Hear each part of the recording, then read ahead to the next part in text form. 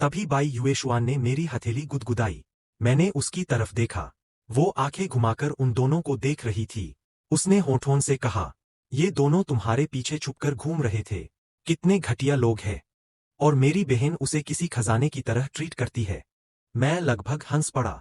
लेकिन फिर मुझे याद आया, वो दोनों यही खड़े थे। और मेरी मुस्कान गायब हो गई, जैसे उसने मेरा मन पर लिया हो। बाई युएशुआन ने मेरे बाल उलझा दिए। चलो यहाँ से, ये जगह इन्हीं दोनों के लिए छोड़ देते हैं। चलो कहीं और डेट पर चलते हैं। जैसे ही वो जाने लगी, पीछे से फांग कियांग ने आवाज लगाई, युए चेंग। उसने उसका नाम लिया, लेकिन उसकी नजरें मुझ पर टिकी हुई थीं। डार्लिंग शब्द मेरे मुंह से निकलने से पहले ही मेरी मुस्कान चेहरे पर जम गई, क्योंकि मेरे सामने जो खड़ा था, वो वही कियांग कियांग था जिसके बारे में कमेंट्स में सब बात कर रहे थे। वो था फांग कियांग, वही नकली वारिस जिसने सालों पहले मुझे मेरे ही परिवार से निकाल दिया था। फांग कियांग की प्यार भरी नजरों के नीचे वो 3 लाख रुपए अचानक इतने महत्वपूर्ण नहीं लगे। मैं चुप हो गया, लेकिन बाई निंगबिंग अब भी मेरा इंतजार कर रही थी। उसने मुझे अपने पास बुलाया और मैं बस सुन्न हालत में उसके साथ चला गया। जब उसने महसूस किया कि मेरा मन वहां नहीं है, तो उसके चेहरे का भाव बदल गया। वो तो फांग कियांग जैसे आदमी को भी भूल गई, जिसके लिए वो पागल थी। वो बस मुझे घूर रही थी। उसकी भौहें जलन से सिकुड़ी हुई थीं।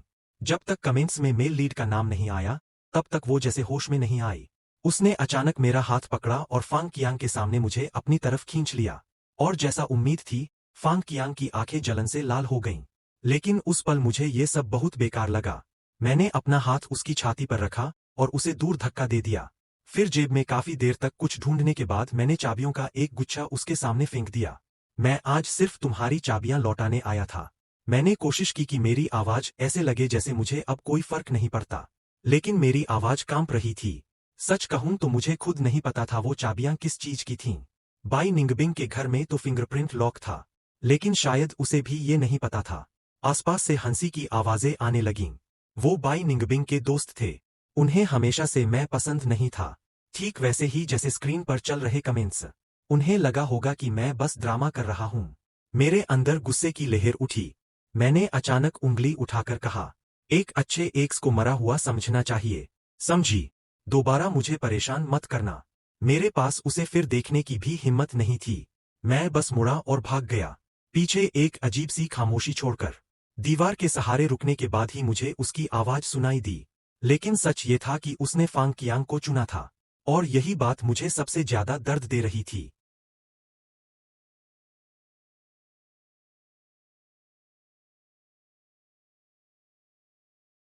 मैं सिर्फ 17 साल का था जब फांग कियांग ने मेरे माता पिता मुझसे छीन लिए थे और मुझे मेरे ही घर से निकाल दिया था। इन सालों की आधी भूख और मारपीट उसी की वजह से थी। मैं इंतजार कर रहा था कि एक दिन इतना सफल बन जाऊं कि किसी वेब नॉवेल की तरह बदला ले सकूं। लेकिन अब बाई निंगबिंग फांग कियांग की सबसे बड़ी सपोर्टर कैसे बन गई? मैंने होंठ काट लिए ताकि रोने की आवाज बाहर ना निकले, लेकिन दुख इतना ज्यादा था कि मैं कांपने लगा। मुझे उस हालत में देखकर कमेंट्स भी शांत हो गए। यार, मुझे इस साइड कैरेक्टर के लिए बुरा लग रहा है। अगर ऐसे ही चलता रहा तो मुझे इससे प्यार हो जाएगा। मैं मन ही मन चिल्लाया, क्या मतलब बुरा लग रहा है? मेरी जिंदगी तो पूरी ट्रेजेडी है। आखिरकार मैं टूट गया। मैं वहीं बैठकर फूट फूट कर रोने लगा। फिर मैंने ऊपर देखा। मेरे सामने किसी ने टिश्यू बढ़ाया हुआ था।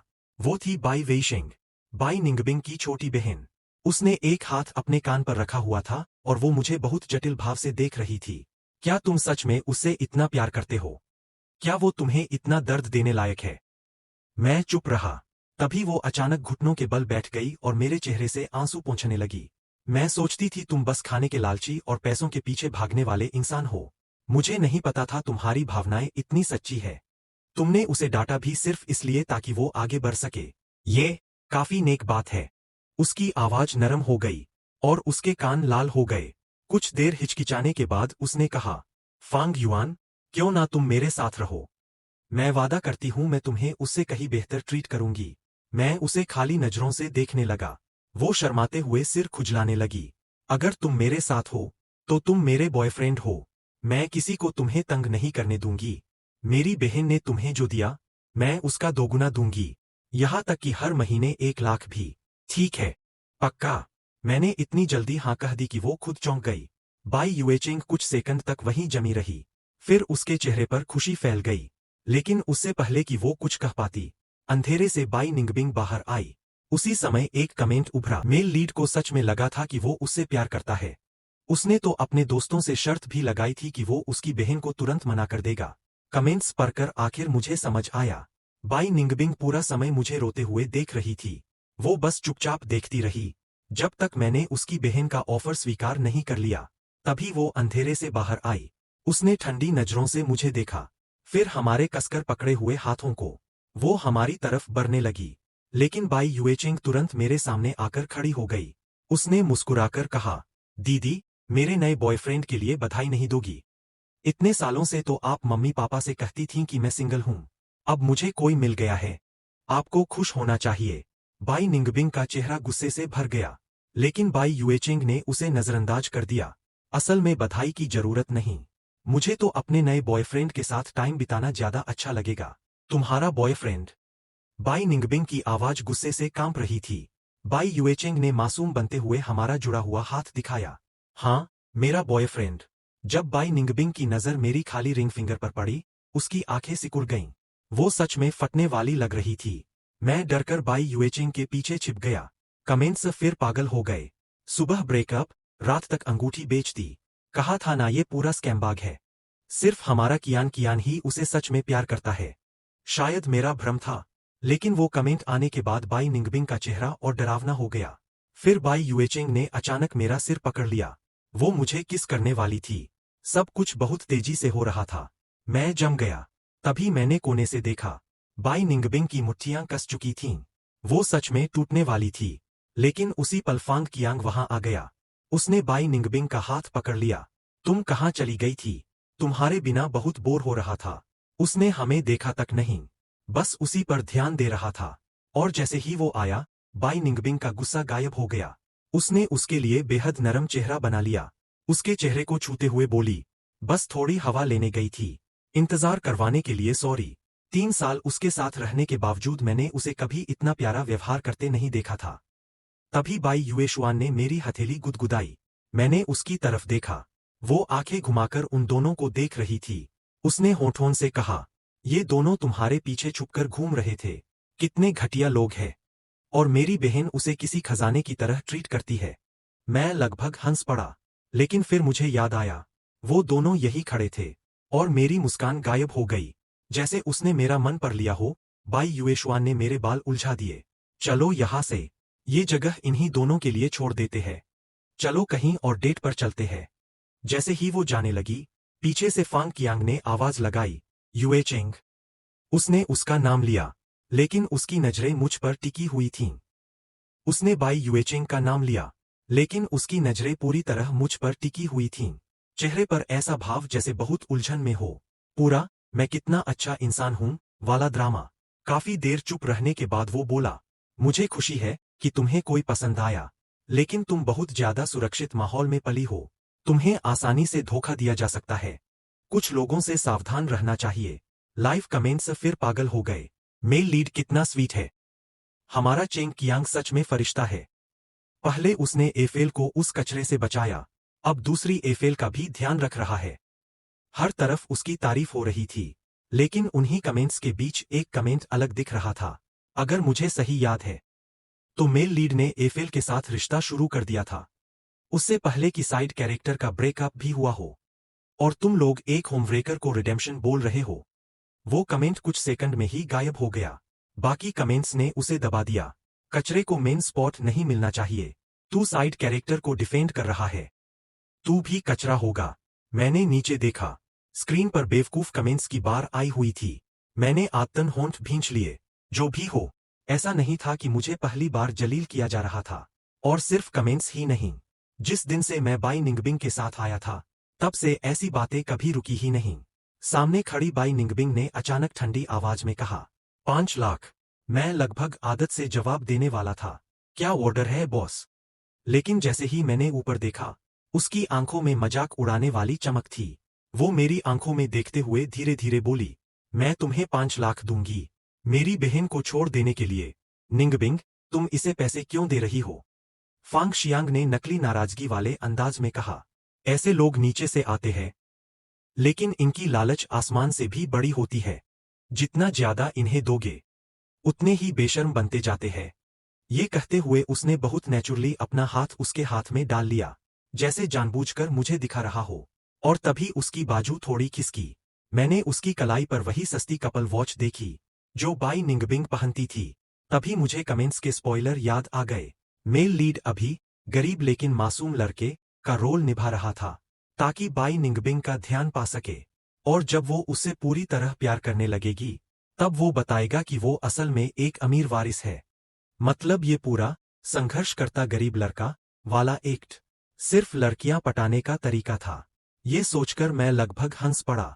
तो ये था उसका तरीका बाई निंगबिंग को कंट्रोल करने का। मुझे वो दिन याद आ गया जब मुझे फांग परिवार से निकाला गया था। फांग शियांग दरवाजे पर खड़ा मुझे नकली मुस्कान के साथ विदा कर रहा था। उसने अपना पुराना बेकार सूटकेस मेरे हाथ में थमाते हुए कहा था, ढाई, ये घटिया सूटकेस तुम्हारे लिए परफेक्ट है। क्लास इंसान की हड्डियों में होती है, सिर्फ खून के रिश्तों से नहीं मिलती। मेरी तरह मुझे बचपन से एलीट शिक्षा मिली है। मॉम डैड ने मुझ पर बेहिसाब पैसा लगाया, इसीलिए मेरे अंदर ये शालीनता और मैनर्स है। लेकिन तुम, फांग युआन, तुम कभी ऊपर नहीं उठ पाओगे। हाई सोसाइटी में घुसने की कोशिश मत करो। अपने छोटे शहर वापस चले जाओ। अभी भी समय है, जाकर एग्जाम की तैयारी करो। शायद 3 महीने की नौकरी मिल जाए। तब उसने ये सब इतनी यकीन भरी आवाज में कहा था। उसके हिसाब से गरीब इंसान चाहे दुनिया के सारे लग्जरी ब्रांड पहन ले, फिर भी अमीर नहीं दिख सकता। और अब देखो, एक असली अमीर वारिस यहाँ गरीब बनने का नाटक कर रहा था। ये दुनिया सच में पागल थी। मैंने काले आसमान की तरफ देखा, गहरी सांस ली और फिर मुड़कर कहा, अपने काम से काम रखो। उसी समय बाई युएचिंग भी चिल्लाई, तुम्हारा दिमाग खराब है क्या? हम दोनों एकदम साथ बोले। उसका अपने काम से काम रखो था और मेरा तुम पागल हो क्या? हम दोनों ने एक दूसरे को देखा और उसी पल हमें एक दूसरे की आंखों में वही चमक दिखी। चलो थोड़ा हंगामा करते हैं। मैं तुरंत सीना तानकर आगे बढ़ा, सीधे बाई निंगबिंग की तरफ उंगली करके बोला, 5 लाख। ऐसे बोल रही हो जैसे 5 करोड़ हो। मेरी जेब में अभी 5 लाख पड़े हैं। मैंने भी दुनिया देखी है। तो ये नकली सीईओ वाला रवैया बंद करो। उसकी बेइज्जती करने के बाद मैंने कांपती उंगली फांग तियान की तरफ कर दी। और तुम खुद को बहुत महान समझते हो। तुमने मेरे असली माता पिता छीन लिए। अमीर वारिस बनकर रहना काफी नहीं था, अब गरीब बनने का नाटक भी कर रहे हो। पहले तुम छोटे शहर वालों को नीचा दिखाते थे और अब हमारा पूरा स्टाइल ही कॉपी कर लिया। क्या तुम खुद को पूरी दुनिया का मेन कैरेक्टर समझते हो? आखिरी लाइन तक पहुंचते पहुंचते मेरी आवाज टूट गई। नाक में जलन हो रही थी, आंखों में आंसू भर आए थे। सच कहूं तो मैं आमतौर पर इतना बहादुर नहीं हूं, लेकिन हर इंसान की एक सीमा होती है। कोई कब तक खुद को कुचलने देगा? मैं पहले ही दूर जाने का फैसला कर चुका था, फिर भी वो लोग मेरा पीछा कर रहे थे और मैंने साफ देख लिया था। बाई युएचिंग पूरी तरह मेरे साथ खड़ी थी। वो बाई परिवार की सबसे लाडली बेटी थी। यहाँ तक कि बाई निंगबिंग भी उसका कुछ नहीं बिगाड़ सकती थी। इतना बड़ा सपोर्ट सामने हो तो उसका फायदा ना उठाना बेवकूफी होती। मैंने तय किया कि आज सारी भड़ास निकाल दूंगा, वरना रात को घर जाकर बस यही सोचता रहता। मुझे ये जवाब देना चाहिए था, मुझे वो कहना चाहिए था। और जितना ज्यादा सोचता उतना ज्यादा गुस्सा आता। लेकिन ये सब सोचने से कहीं ज्यादा अच्छा था उनके मुंह पर चिल्लाना, तुम दोनों बहुत बड़े बेवकूफ हो। वो एहसास कमाल का था, भले ही मैं उसी वक्त रो भी रहा था। मैंने बाई युएचिंग का हाथ पकड़ा और मुड़ गया। चलो, इन हारने वालों पर ध्यान मत दो। मैं रो भी रहा था और गुस्से में बोल भी रहा था। इतनी जोर से सांस खींची कि अपनी ही थूक में खांस गया। लग रहा था फेफड़े बाहर आ जाएंगे, लेकिन फिर भी मैंने अपनी पीठ सीधी रखी। कम से कम जाते वक्त उन्हें मेरी गर्व वाली छवि दिखे। हालांकि शायद मुझे छोड़कर किसी को मैं गर्वीला नहीं लगा। बाकियों को मैं बस एक दुखी आवारा कुत्ते जैसा लग रहा था। कम से कम लाइव कमेंट्स तो यही कह रहे थे, यार, लगता है इस बार साइड कैरेक्टर सच में टूट गया। क्या वो सच में एफेल से प्यार करने लगा था? हम उसे इतने समय से गोल्ड डिगर बोल रहे थे, लेकिन अभी उसने पैसे ठुकरा दिए। क्या तुम लोग बहरे हो? उसने पहले 5 करोड़ मांगे थे। रुको, क्या कोई संभावना है कि साइड कैरेक्टर ये सब सिर्फ इसलिए कर रहा है ताकि एफेल पूरी तरह उसे नफरत करने लगे? शायद ये सब एक्टिंग हो। पूरा इंटरनेट उसे पैसे का भूखा बोलता था, लेकिन जब एफेल ने पैसे दिए, उसने मना कर दिया। उसने उसके मुंह पर 2 बार बेइज्जती की और अब जानबूझकर दूसरी एफेल का हाथ पकड़कर जा रहा है। अगर ये एफेल को जलाने की चाल नहीं है, तो फिर क्या है? क्या वो असल में बहुत बड़ा मैनिपुलेटर है? शायद ये उसका high IQ playing hard to get plan है। अरे बकवास! कौन इंसान प्लेइंग हार्ड टू गेट करते वक्त नाक बहाते हुए रोता है? मुझे लगता है वो सच में टूट चुका है। मैं बाकी कमेंट्स पर भी नहीं पाया। मैंने बस सिर नीचे किया और तेज कदमों से आगे बढ़ने लगा। पीछे कहीं दूर से बाई निंगबिंग की टूटी हुई आवाज आई। फांग युआन। 4 साल उसके साथ रहने के बाद मैंने उसे कभी इतना घबराया हुआ नहीं सुना था। लेकिन मैंने 1 सेकंड के लिए भी रुकने की हिम्मत नहीं की। मेरे बगल में भागती बाई युएचिंग सीधे मेरा हाथ पकड़कर दौड़ पड़ी। उसे इग्नोर करो। रुको मत। बस भागो। आखिर में तो उसने मुझे उठाकर ही दौड़ना शुरू कर दिया। सच में खरगोश से भी तेज। हम जल्दबाजी में उसकी स्पोर्ट्स कार में घुस गए। बाई युएचिंग ने सीट बेल्ट बांधी और एक्सीलेटर पूरी ताकत से दबा दिया। छोटी गाड़ी, जितना तेज भाग सकती हो भागो। वो गाड़ी मोड़ते हुए पूरा एनीमे वाला डायलॉग बोल रही थी। मैं कहना चाहता था कि कोई हमारा पीछा नहीं कर रहा, लेकिन उसे इतना एक्साइटेड देखकर मैं चुप ही रहा। रात बहुत देर से वो खुद मुझे घर छोड़ने आई। मेरे छोटे, तंग और पुराने किराए के कमरे को देखकर वो अचानक फिर एक्टिंग मोड में चली गई। हाथ बांधकर दरवाजे पर खड़ी हो गई और मुंह फुलाकर बोली, तुम्हारे घर में सिर्फ बेडरूम ही है क्या? मैं उस समय ये चेक कर रहा था कि बाहर जाते वक्त जूते की अलमारी पर छोड़ा हुआ 20 रुपए का नोट किसी ने उठाया तो नहीं। उसकी बात सुनकर मैंने ऊपर देखा। सच कहूं तो बाई निंगबिंग के साथ रहते हुए मेरा बाई युएचिंग से ज्यादा संपर्क नहीं हुआ था। लेकिन हर बार जब बाई निंगबिंग उसका जिक्र करती, तो ऐसे बोलती जैसे वो बहुत निकम्मी हो। लेकिन अभी मेरे सामने खड़ी ये थोड़ी बचकानी लड़की उन घमंडी अमीर लड़कियों से कहीं बेहतर लग रही थी। शायद मैं उसे ज्यादा देर तक देखता रहा। बाई युएचिंग असहज होने लगी। उसने झुंझलाकर बालों में हाथ फेरा। फिर मेरे पास बैठते हुए बोली, मैंने सोचा था तुम फांग शांग जैसे डायलॉग मारोगे।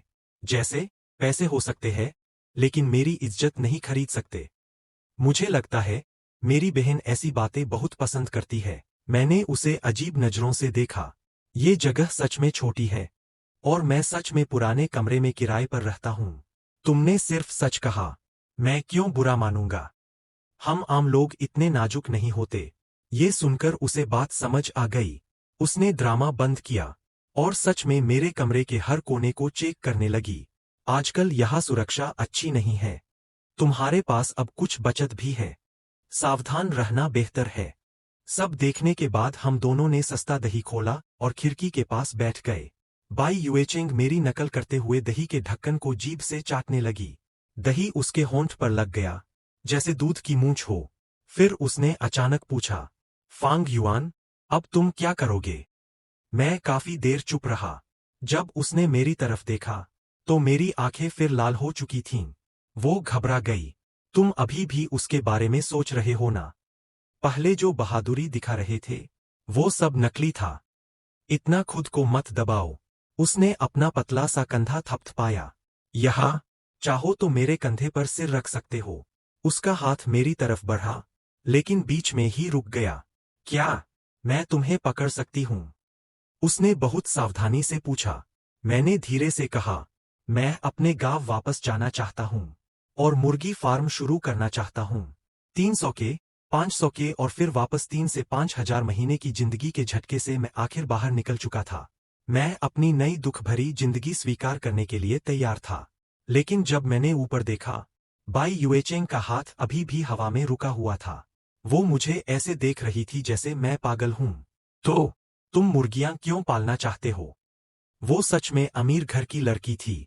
उसने तुरंत अपना मूड बदला और मेरे बिजनेस आइडिया पर गंभीरता से बात करने लगी।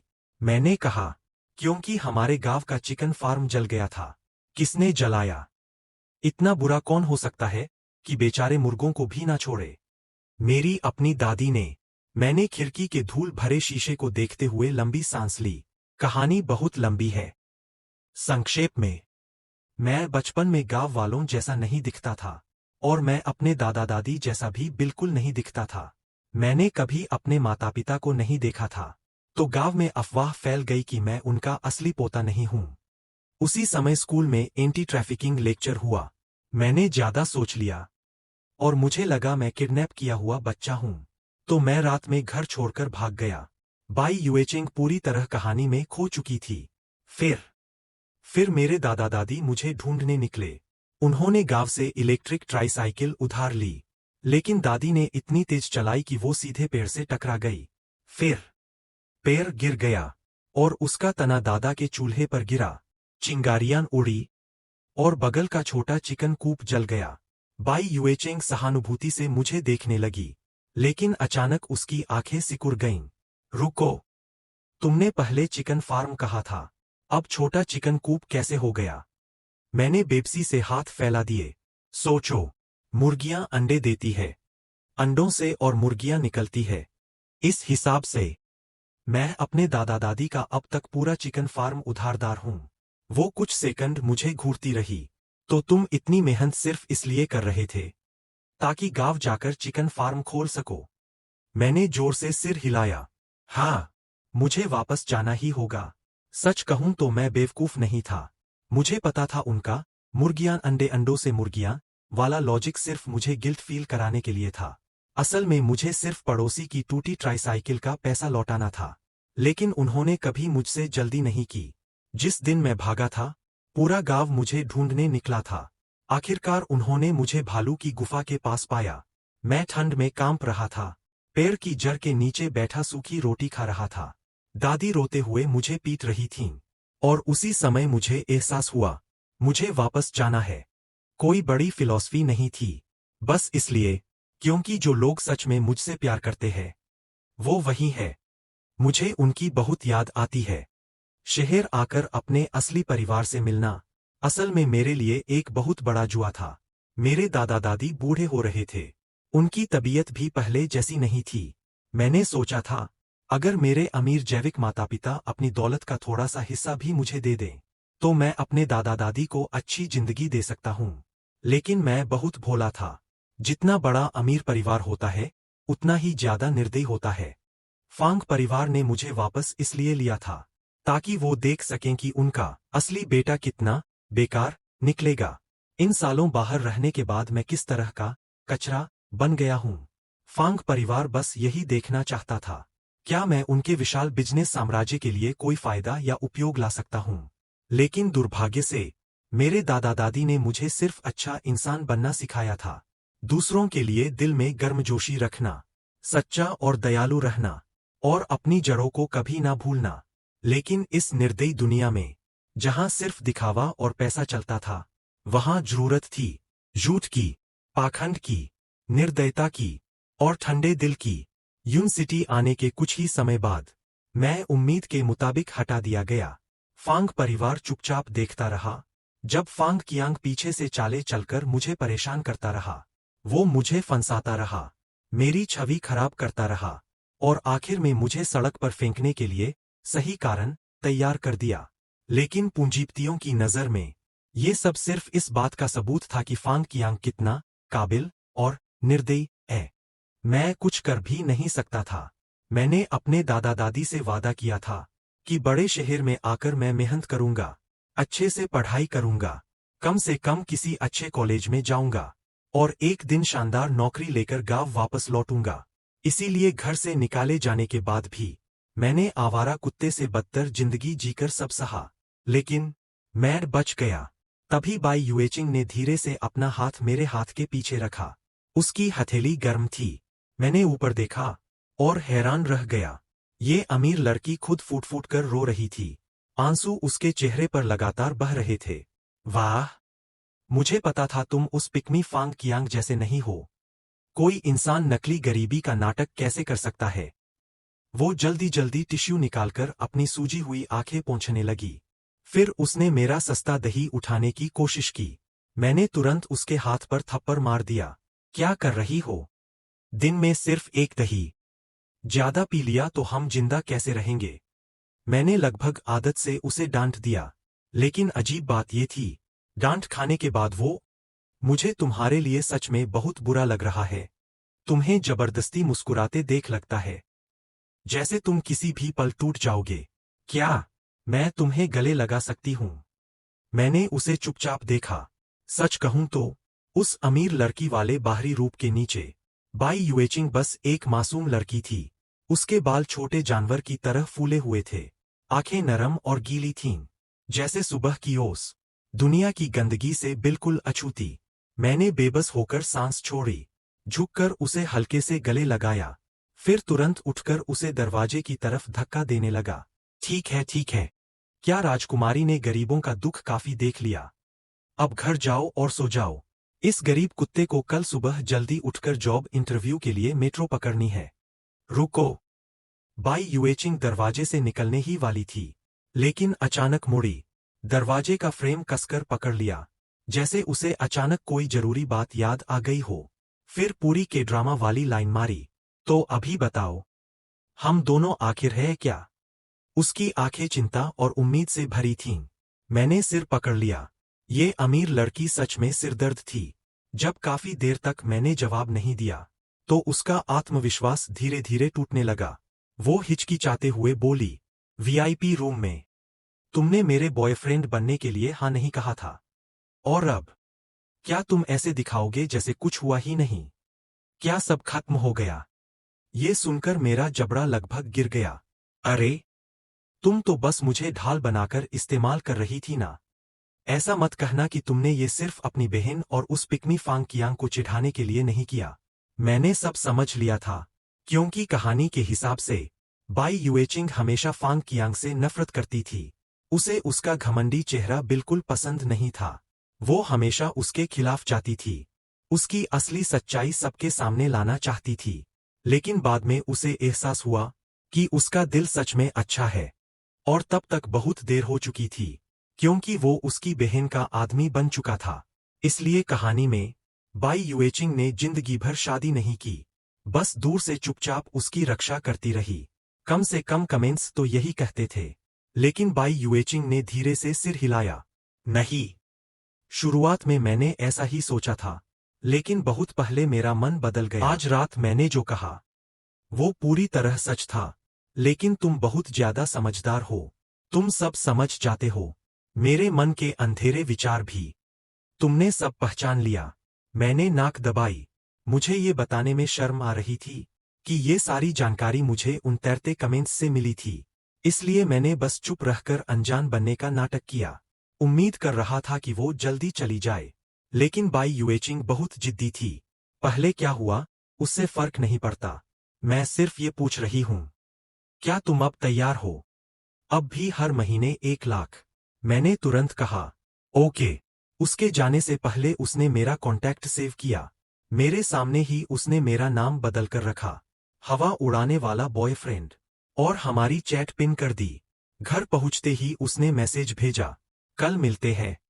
बाई युएचिंग और बाई निंगबिंग दोनों बिल्कुल अलग थीं। जब मैं बाई निंगबिंग के साथ था, तब मैं हमेशा उसकी पसंद समझने की कोशिश करता रहता था।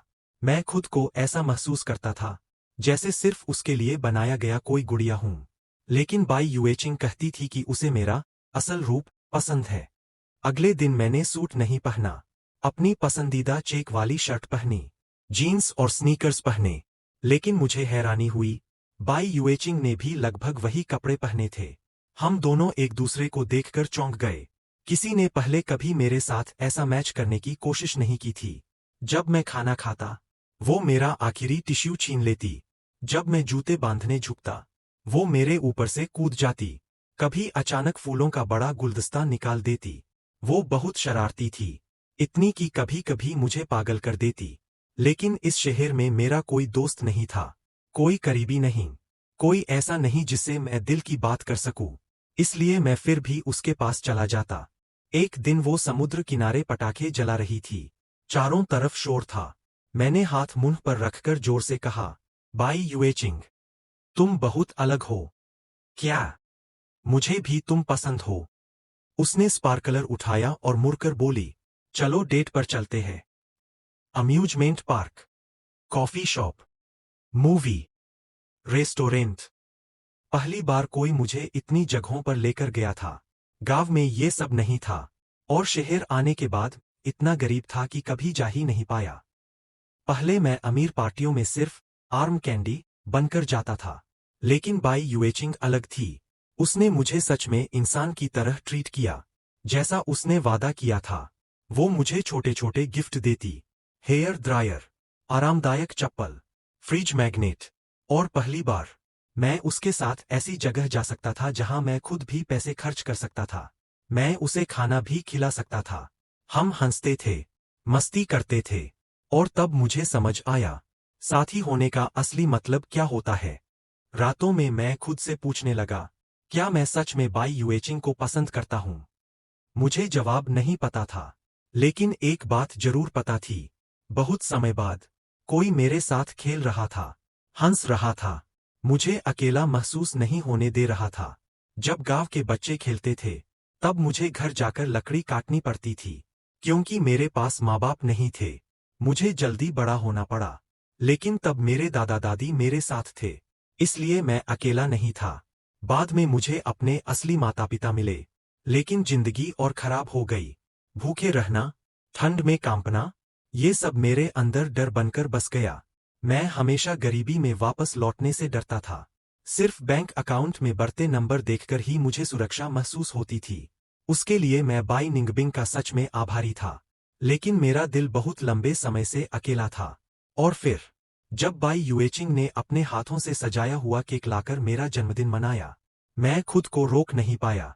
मैंने चुपके से अपनी दादी को फोन किया और कहा, मैंने काफी पैसे बचा लिए हैं।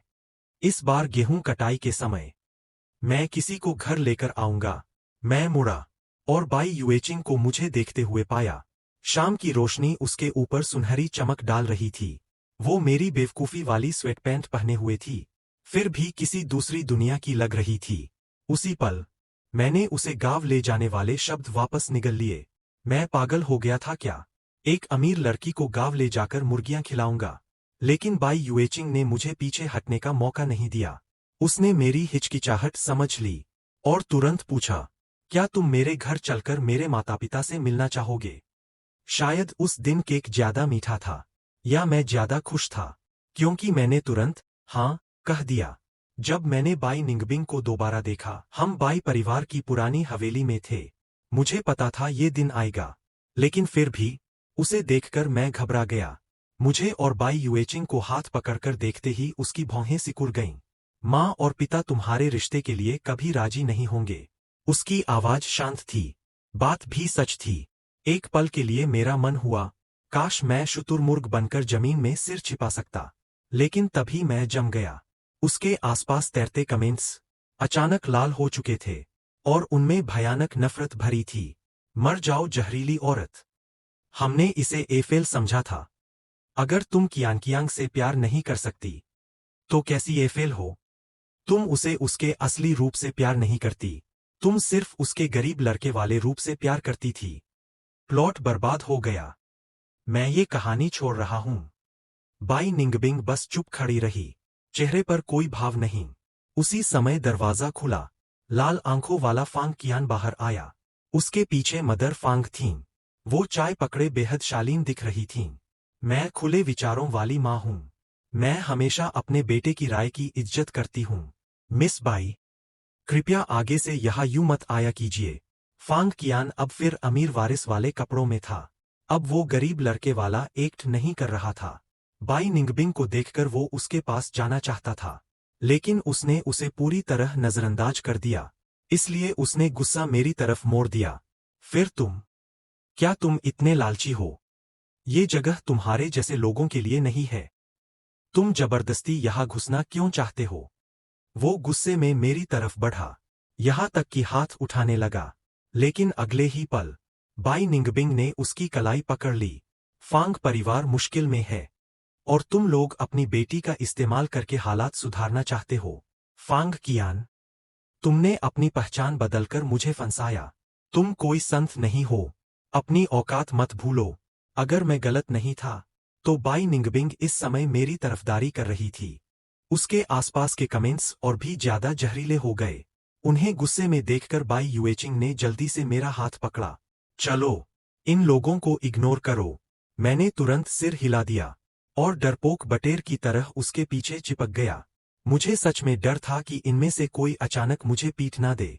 लेकिन जब हम बाई निंगबिंग के पास से गुजरे, तो मुझे बहुत धीमी आवाज सुनाई दी। सॉरी। शायद वो मुझसे कह रही थी, लेकिन मैं साफ नहीं सुन पाया। अंदर मैडम बाई पहले से इंतजार कर रही थीं। उन्होंने अभी अभी फांग कियान को बुरी तरह डांटा था, इसलिए मैं बहुत नर्वस था। लेकिन उन्होंने मुझे परेशान नहीं किया, बल्कि वो काफी शालीन थीं, बिल्कुल बाई निंगबिंग की तरह। उन्होंने बहुत हल्के तरीके से मुझे अपनी दुनिया दिखाई। उनकी घड़ी, उनके कपड़े, टेबल पर रखी चीजें, उनकी कोई भी चीज ऐसी थी जिसे खरीदने में मेरी आधी जिंदगी निकल जाती। तभी मुझे समझ आया, वो क्या कहना चाहती थीं। मैं और बाई युएचिंग दो अलग दुनिया के लोग थे। आज वो मेरे साथ जंक फूड खा सकती थी, मेरे छोटे कमरे में बैठकर फिल्म देख सकती थी। हम एक दूसरे के चेहरे पर केक लगा सकते थे, लेकिन भविष्य में हमारे रास्ते शायद कभी एक नहीं होंगे। मैं उसे कोई सहारा नहीं दे सकता था, और मैं उसे गांव ले जाकर खेती भी नहीं करवा सकता था। उसी पल मेरा मीठे केक वाला नशा उतर गया। मैंने मन ही मन हिसाब लगाना शुरू कर दिया। गांव में जमीन कहाँ किराए पर मिलेगी, फार्म कैसे बनाऊंगा। मैं पूरी तरह खो गया था। शायद बाई युएचिंग ने ये देख लिया। उसकी मुस्कान धीरे धीरे फीकी पड़ गई। आखिर में मैं अकेला उठकर बाहर चला गया। बाई युएचिंग को मैडम बाई ने रोक लिया। दरवाजे पर मैंने मुड़कर उसे देखा। वो सिर ऊंचा करके अपने रिश्ते के लिए लड़ रही थी। सच कहूं तो मेरा मन कर रहा था उससे कहूं, मेरे लिए अपने परिवार से मत लड़ो। हर किसी को प्यार करने वाले माता पिता नहीं मिलते। मैं साफ देख सकता था, मैडम बाई उससे बहुत प्यार करती थीं। उसे मेरे कारण अपने परिवार को दुख नहीं देना चाहिए। मैं सिर झुकाकर बाहर निकला, लेकिन तभी अचानक किसी ने मुझे जोर से खींच लिया। मेरा शरीर दीवार से जा टकराया। मैं तो अपने पुराने शरीर की चिंता करने लगा, लेकिन जैसे ही ऊपर देखा, मेरा सामना बाई निंगबिंग की लाल आंखों से हुआ। हमेशा मेरे सामने शांत और कंट्रोल में रहती थी। हमेशा चाहती थी कि मैं उसकी पसंद समझूं, उसके मन की बात बिना बोले जानूं। लेकिन अभी बाई निंगबिंग पूरी तरह टूट चुकी थी।